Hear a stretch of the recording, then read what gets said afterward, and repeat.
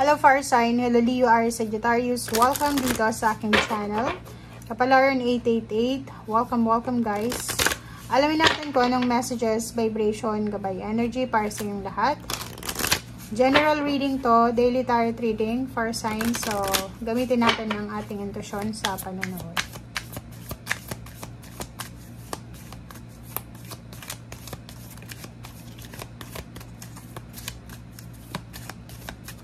Fire sign Leo, Aries, Sagittarius. Fire sign Leo, Aries, Sagittarius. Okay, leaving or travel. Wow. Fire sign Leo, Aries, Sagittarius. Comment down below. Sino ba dito ang naghahanda para sa kanilang pagte-travel? Sino ba dito ang naghahanda para sa kanilang pag-alis?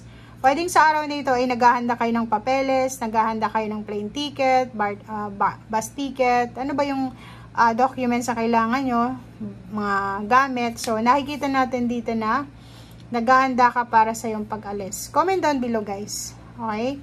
Leaving or travel. So, magta-travel ka. Pwedeng alone or with your family. Or kung sino man itong kasama mo, pwedeng pinaghahandaan mo na siya.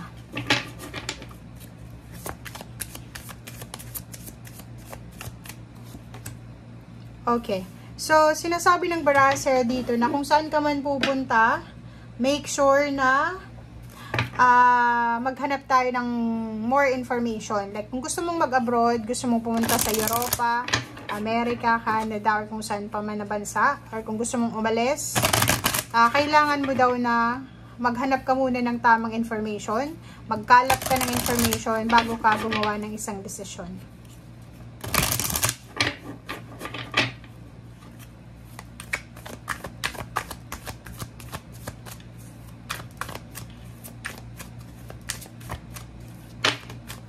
Oh, 3 cards. Okay, so nakikita natin dito guys na wow, so kung makikita mo dito, pwedeng visa to, pwedeng sa araw na ito dumating na yung visa mo, pwedeng dumating na yung verdict, pwedeng dumating na yung result. So kung nag-a-apply ka ng trabaho, pwedeng sa araw na ito ay makuha mo na yung resulta. Positive result or negative result, or pwedeng visa, contract, or kano pa man to. And pera. Okay?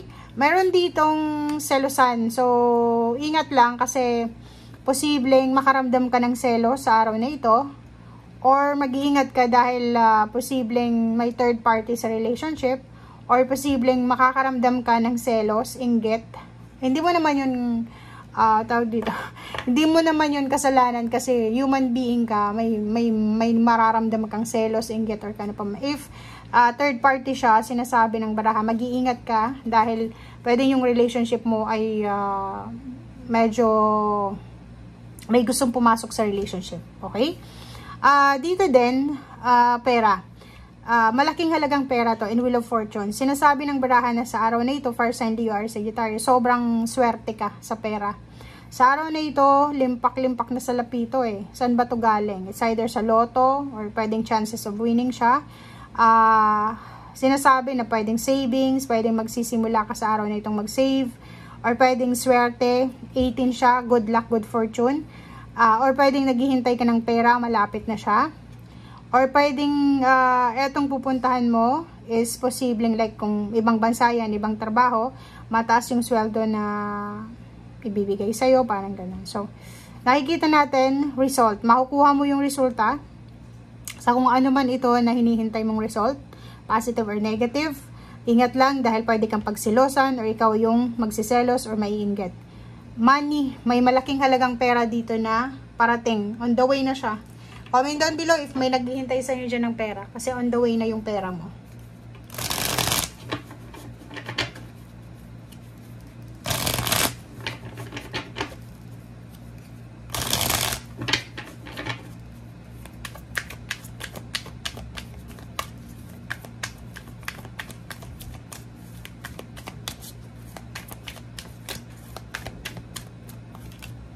Okay, 4 of Swords. Wow, ang galing na ito guys. So, kung makikita mo sa araw na ito, Leo, Aries, Sagittarius, tahimik yung buhay mo eh. Makakaramdam ka ng sobrang harmony, balance, stability, prosperity, and abundance. And ano yun, kasi may financial accomplishment dito, achievements na posibleng dumating sa araw na ito. So, yun na nga, pwedeng kung ano man itong result sa usaping pera, umutang ka ng pera sa bangko, gusto mong umalis, mag-travel, maghanap ng trabaho sa ibang lugar, sa ibang bansa, posibleng makuha mo siya sa araw na ito yung resulta.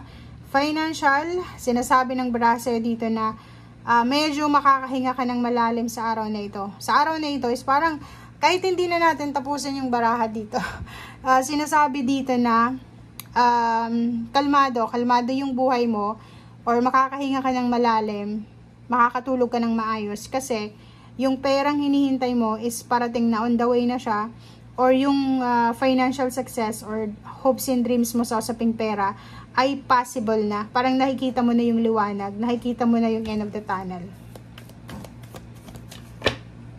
Yung liwanag sa end of the tunnel pa.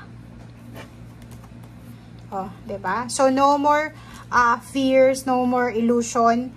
And nandito ka na sa The World card. Papasok ka sa bagong mundo. Bagong mundo, bagong pag-asa, bagong taon, bagong buhay.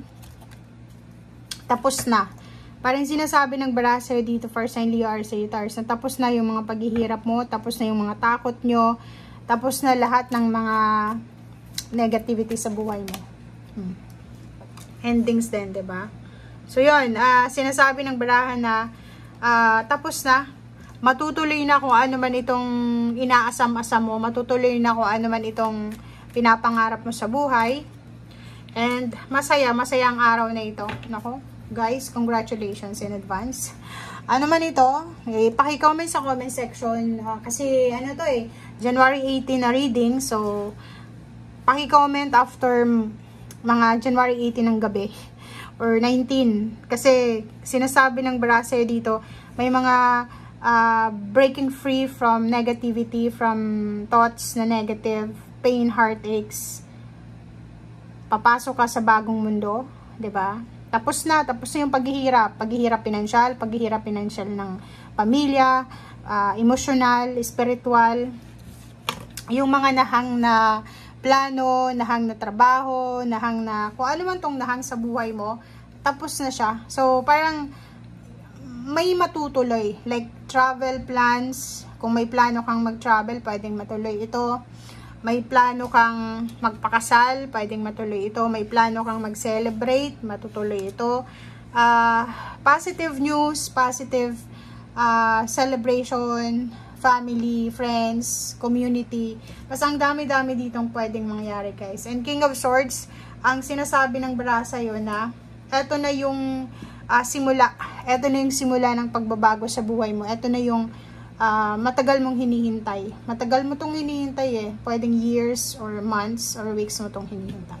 Thank you guys and see you again. Bye!